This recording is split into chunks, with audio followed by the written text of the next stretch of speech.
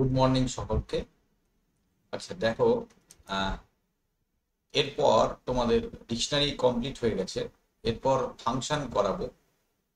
যদিও তোমাদের সিলেবাসে দেখবে ফাংশনের আগে মডিউল আছে, তো মডিউলের থেকে আমার মনে হয় ফাংশনটা আগে পড়লে একটু সুবিধা হয়।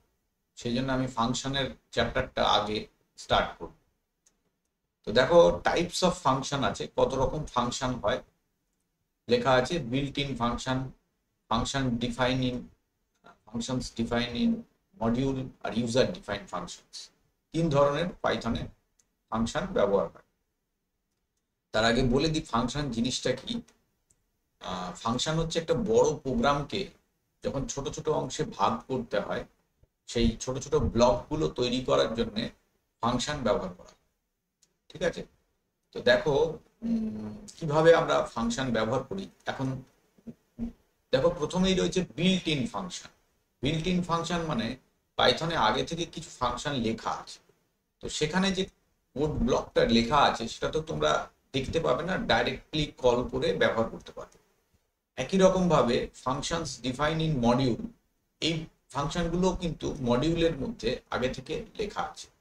ঠিক আছে, মডিউল মানে হচ্ছে একটা বিশেষ ফাইল, যে ফাইলের মধ্যে বেশ কিছু ফাংশন লেখা থাকে, যে ফাংশনগুলোকে আমরা সরাসরি কল করে ব্যবহার করতে পারি।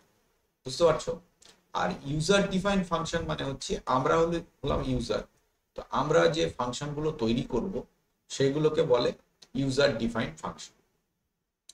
তো আমি কয়েকটা উদাহরণ দিয়ে দেখাচ্ছি। দেখো, অলরেডি বেশ কিছু বিল্ট ইন ফাংশন তোমরা শিখেই গেছো, যেগুলো আমরা বিভিন্ন প্রোগ্রামে ব্যবহার করে থাকি। যেমন ধরো প্রিন্ট, ব্র্যাকেটে লিখলাম পাইথন প্রোগ্রাম। এই যে ব্র্যাকেটের মধ্যে মানে প্যারেনথেসিসের মধ্যে কিছু লেখা, এই পদ্ধতিটাকে বলে ফাংশন, এই জিনিসটাকে বলে ফাংশন। তো এখানে প্রিন্ট বলে একটা ফাংশন অলরেডি সিস্টেমে লেখা আছে, আমরা কি করছি সরাসরি ওই ফাংশনটাকে কল করে ব্যবহার করছি। এই প্রিন্ট ব্র্যাকেটের ভেতর যাই লিখি না কেন, যখন আমরা রান করাবো দেখবো যে যেটা লেখা আছে সেইটা আউটপুটে পাচ্ছি। এইটা হলো একটা বিল্ট ইন ফাংশন। ঠিক আছে, একই রকম ভাবে আরো অনেক ফাংশন আমাদের আছে। যেমন ধরো ইনপুট বলে একটা ফাংশন আছে, সেই ফাংশনটাও আমরা ব্যবহার করে থাকি। নিশ্চয়ই তোমরা অনেকবার দেখেছো, আমার আগেকার যে মানে এত ভিডিও আছে সেখানে দেখলে বুঝতে পারবে। এই দেখো, একটা স্ট্রিং চাইছে, দিস ইজ এ স্ট্রিং বলে আমি একটা স্ট্রিং ইনপুট করলাম। তো এটা এসটিআর এর মধ্যে ঢুকে গেল, এসটিআর নাম দিয়েছি। এটা অ্যাকচুয়ালি এসটিআরটাও একটা ফাংশন হিসেবে ব্যবহার হয়, সেই জন্যই এই দেখো কালারটা চেঞ্জ হচ্ছে। তো এইগুলো ইনপুট ফাংশন অলরেডি লেখা আছে, সেই জন্য আমি ডাইরেক্ট কল করতে পারলাম।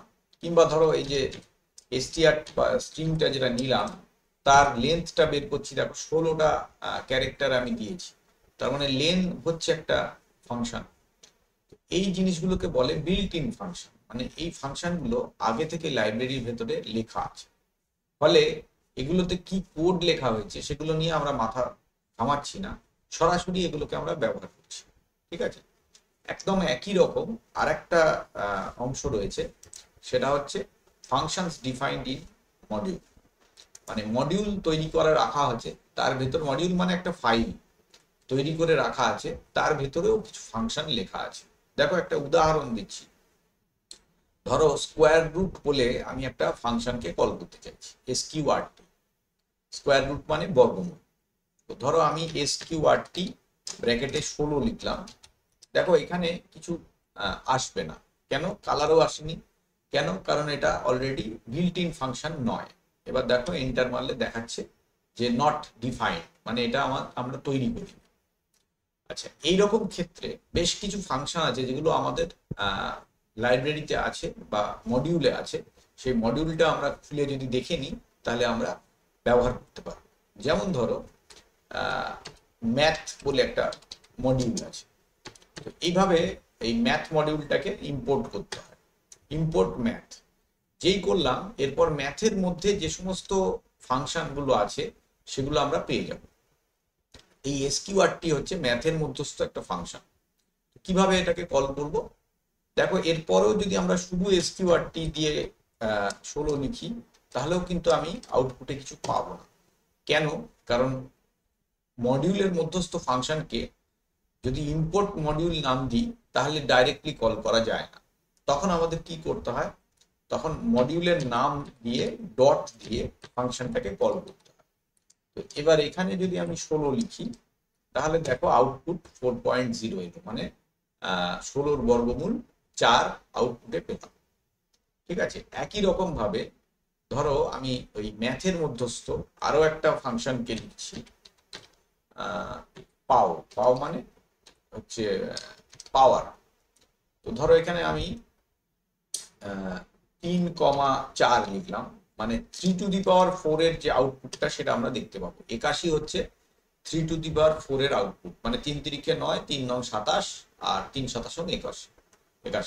এইরকম ভাবে আমরা পাওয়ার, এসকিউআরটি, এরকম বিভিন্ন যে ম্যাথের মধ্যস্থ ফাংশন গুলো আছে সেগুলোকে কল করে আমরা ব্যবহার করতে পারি।